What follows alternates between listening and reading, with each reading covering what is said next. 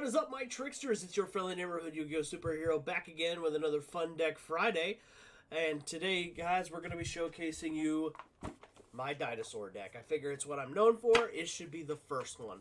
Mostly because the other deck I was going to do didn't work out. So, we're going to do it this one instead. And actually, this one was a better choice anyway because, like I said, it's more fitting to the channel. So, and if you like that little animation right about there, that's on a t-shirt. You can get that at my merch store. Speaking of that, Frank is going to let you guys know all the ways that you can support this channel. So take it away, Frank. Hello, tricksters! If you would like to support this channel, here's an easy way for you guys to do so. The best way for you guys to support this channel is first and foremost, check out that Your Playmat link in the description below. If you click on that, you get 10% off, and who doesn't want a little bit of money off when you get custom sleeves and custom mats and all sorts of cool stuff. So make sure you check out Your Playmats, as well as the Ben 10,000 Yugioh merch store on the Spring store. Make sure you check that out, too, because look at all this cool artwork. And if you scroll down enough, you'll see something really cool that I really want to promote. It's stuff with my face on it, right here. Thank you, Frank. Now, we're going to be doing this deck profile a little different. I'm actually going to be showcasing you the physical cards with my new handy-dandy webcam camera there. So let's go ahead and check that out, and then you'll get the replay footage at the end, like normal. Alrighty, guys, let's do this. I bet it's been a while since we've done a live deck profile. I'm actually really excited to do this. I've never done one like this before, so hopefully you guys will really like it. So first and foremost, we got our double our Ultimate Conductor Tyranno. That's the first one. We got two of that. Then we got one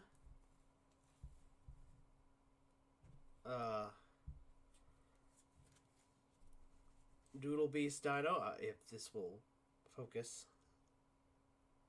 It might be a little hard to focus. There you go. Doodle Beast Tyranno. Then we got one Pankratops. Two Doodle Beast Stego. One Giant Rex. Triple Oviraptor. One Miscellaneousaurus. One Scrap Chimera. Double Scrap Raptors. Triple Ash Blossom. I hate that card. I wish it was banned. I'd be perfectly content if it would just go. Anyway. Double Pedetreon. This is going to help you get to your Stegos, your Dinosaur or Pankratops, that kind of thing. As well as your level 4s. Double Baby Cerosaurus. One Nemesis Keystone. This is just it's actually, you're going to use this more as an extender and less using it as a card to like get back Miscellaneousaurus. Like you can if that opportunity presents itself, but like getting anything back just to get this guy on the field is worth it, just because, you know, hand advantage and all that. And then one Amanador and Archosaur. Get you the evolution pill.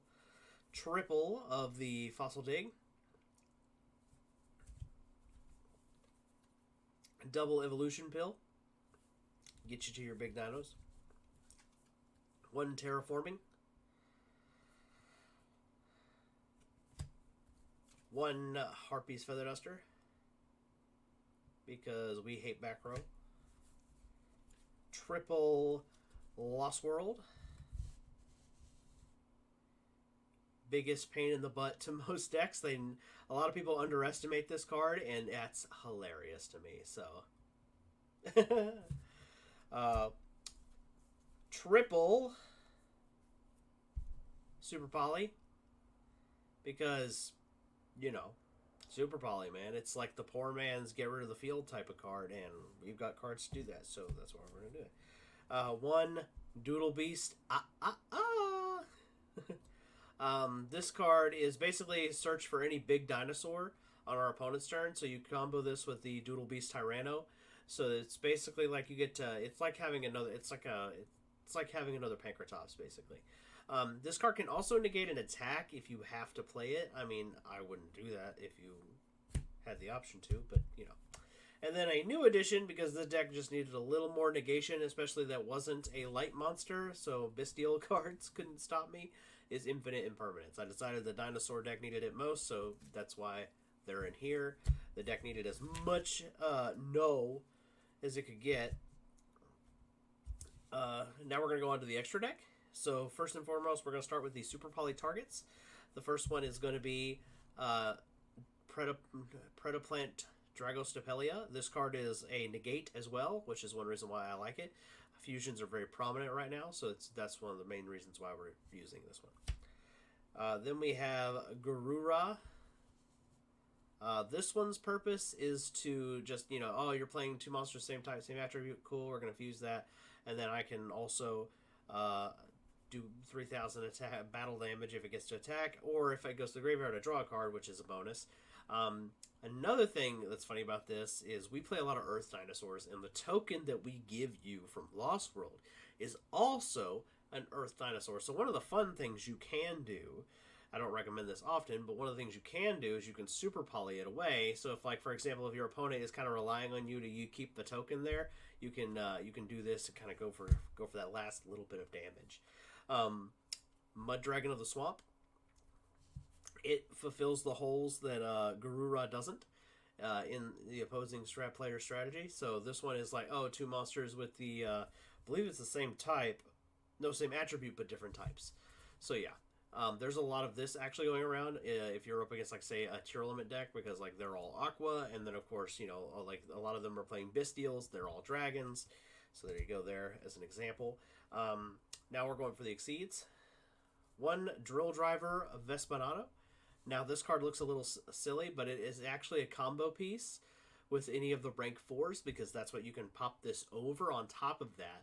And that's one of the reasons why I really like this card, is because the Vespanado basically allows me to take those rank 4s that are usually used up their material, so they're no longer able to do anything. So the idea is, like, I can tag over into this guy, do piercing damage if necessary. Like, if they get rid of the Lost World, he's 2,500, that's nothing to scoff at.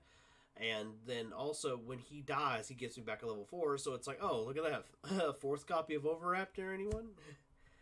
Alrighty, obligatory Lagia. Negate a spell, trap, or a summon. One of my favorites is Dulka. He basically says no to monster effects twice. It's not a hard once per turn, so I like that. A new addition to this deck is Baguska. Get a little extra defense. We can stall against certain players and certain decks until we can get an out, basically. So, speaking of outs to certain decks, Abyss Dweller. This is purely in here to fight the Tier Limit strategy, unfortunately, because we have to do that.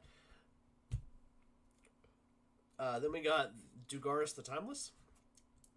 So this card is actually serves many purposes in this strategy. The main one is that it can facilitate an OTK with Ultimate Conductor Tyranno, because its 3 effects are to either bring a monster back, double a monster's attack, or draw 2 cards and then ditch 1, and that is each of them have a different drawback. Like if you use the draw effect, you can't draw next turn. If you use the battle one, you can't battle next turn.